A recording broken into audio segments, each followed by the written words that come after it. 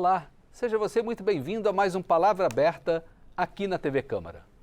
A defesa da manutenção dos direitos sociais e em favor de uma reforma estrutural na captação de recursos com o propósito de garantir a segurança jurídica e atuarial do sistema de seguridade social brasileiro.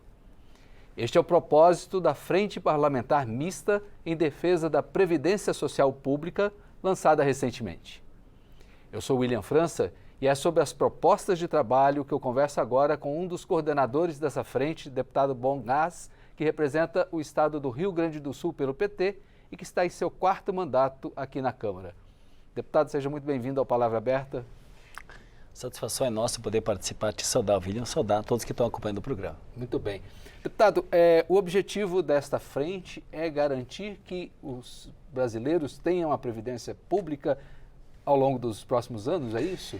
A Previdência, ela faz parte desse tema geral da Seguridade Social brasileira, na Constituição. A Seguridade brasileira, ela é um sistema, e esse sistema incorpora centralmente a Previdência, a saúde e a assistência social.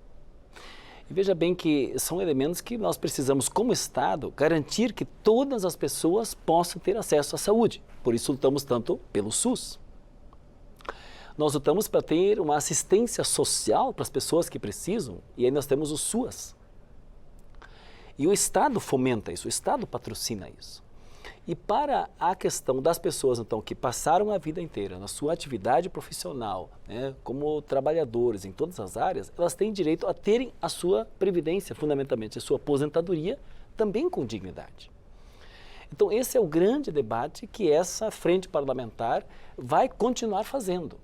Nos últimos anos, a função principal da frente parlamentar, e nós tínhamos ela, nós relançamos ela, era garantir que não tivessem retrocessos na Previdência.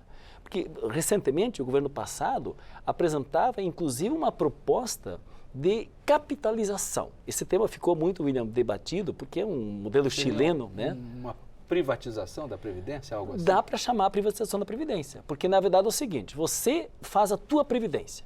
Então, se você tem dinheiro, você vai fazendo uma capitalização, você vai fazendo os teus depósitos, e sobre esses teus depósitos bancários, privatizados, portanto, você vai ter a tua futura aposentadoria calculada neste regime de capitalização. Mas a pergunta que nós nos fazíamos, Paulo Guedes, e aí? Se eu Paulo não Guedes, tenho... então, ministro da Fazenda. Paulo Guedes, então, ministro da Fazenda do governo passado, do governo Bolsonaro, que trouxe essa proposta para nós pelo governo Bolsonaro. Nós dizíamos, mas espera aí, e se eu não tenho dinheiro, e o trabalhador que tem salário mínimo, que tem um salário mais baixo, como é que ele vai fazer a sua capitalização para poder se aposentar no futuro? Seria aumentar o fosso de desigualdades que nós temos no nosso país. Nós, com certeza, com o modelo de capitalização, nós teríamos muitas pessoas não se aposentando. Não se aposentando. E além de nós, então, termos conseguido vencer isso, evitado a capitalização, nós tivemos outras derrotas. Uma derrota, por exemplo, foi tirarem as aposentadorias especiais. Um metalúrgico ou um outro profissional que trabalha numa situação mais insalubre, com maiores dificuldades, ele saiu da sua condição de segurado especial, por exemplo, com 25 anos de aposentadoria. Esse é um tema. Menor de trabalho possibilitaria a aposentadoria. Exatamente. Então, ampliou o espaço dele. Para os demais, também ampliou o espaço, né? Então, aumentou o tempo de idade. Aumentou o tempo de contribuição.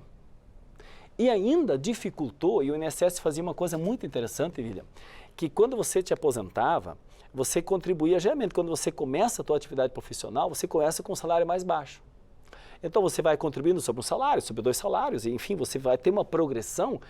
E, no fim, o INSS, ele escolhia as 80 melhores contribuições, 80%, aliás, 80% das melhores contribuições, fazia uma média das 80 melhores contribuições, deixava 20% das menores fora, o que dava para a pessoa que fosse aposentar um pouco o valor do seu benefício futuro. Isso aí também desapareceu, foi eliminado. Então você faz uma média de todas as contribuições. Com essa reforma, obviamente, a Previdência caiu para baixo. Então, ela tirou as categorias especiais, aumentou o tempo de contribuição, aumentou a idade para se aposentar, dificultou o cálculo de aposentadoria e ainda queria capitalizar, privatizar. Isso nós conseguimos evitar, mas essas outras foram aprovadas. Então, as pessoas que entram a partir dessa mudança já entram num outro conceito e por isso a nossa frente parlamentar está aí para centralmente, William, a frase central que eu usei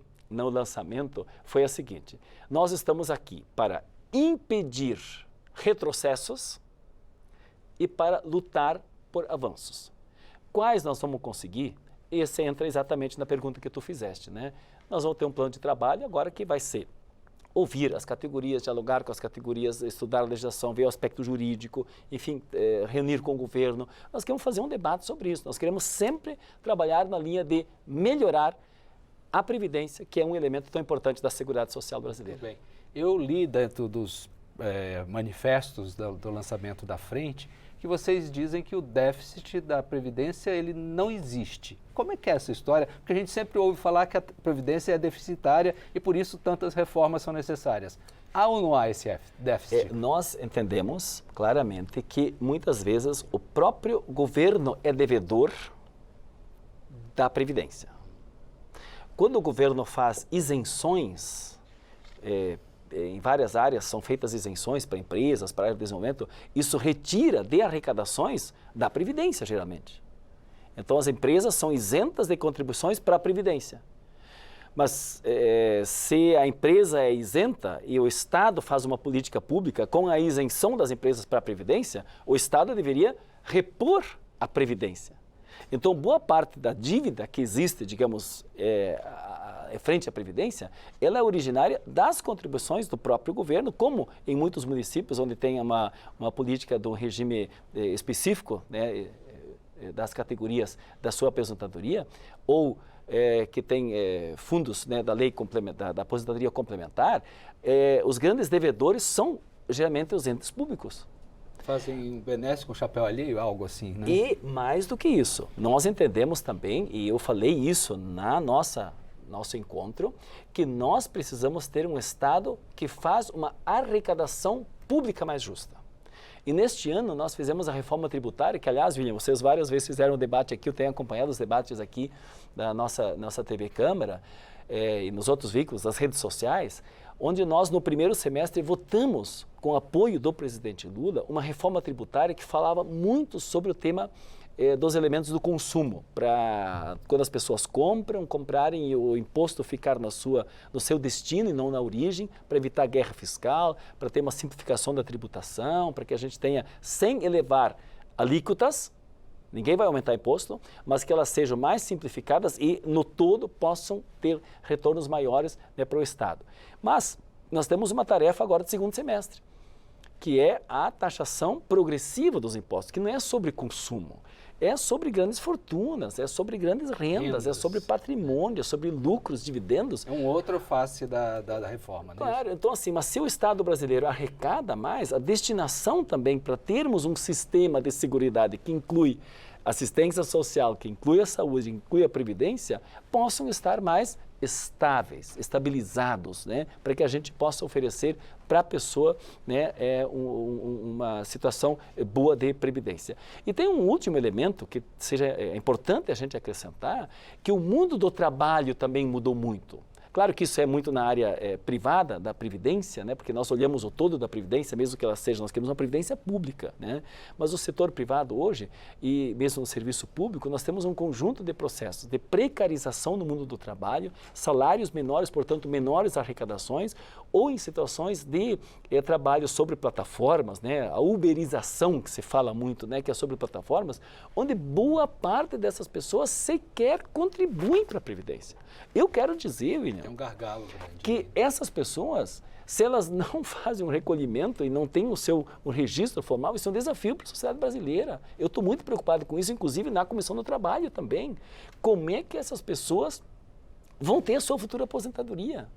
E se elas não têm uma estabilização formal do seu trabalho, se não se machucarem, se ficarem doentes, eles não vão ter renda. O dia que não trabalharem, não vão ter renda. e quando forem a se aposentar, não vão ter a sua aposentadoria.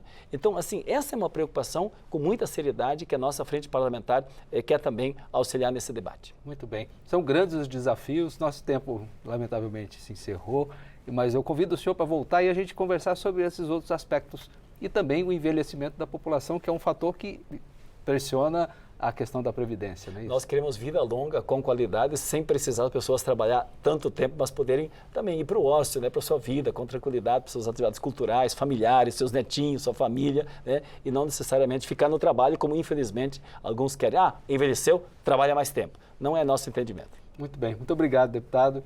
E eu me despeço aqui agradecendo também a sua audiência. Quer saber mais detalhes sobre o tema sobre o qual conversamos aqui, ou mesmo sobre todas as outras discussões do Parlamento? Acesse nosso portal na internet, câmara.leg.br. Para rever esta entrevista, busque o canal da Câmara no YouTube. Fica ainda como sugestão a dica para seguir as redes sociais da Câmara no Twitter, no Facebook, no Instagram e no TikTok. Novamente, muito obrigado por sua atenção.